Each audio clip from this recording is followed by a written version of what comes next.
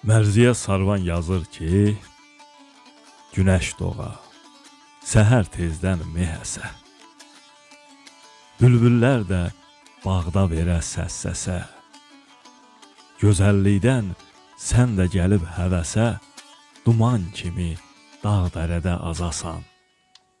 Şeir odu, təbi gələ, yazasan. Oturasan saatlarla kənarda, baxışların kölgə sala divarda, ürəyindən keçənləri o anda varaq üstə qaralayıb pozasan. Şeir odu, təbi gələ, yazasan. Hesablayıb heca, sətir, möhürbənd, olmayasan şeiriyyatda nabələd. Hər ağlına gələnləri yazıb cəld, vacibdimi qələmlə gör qazasan.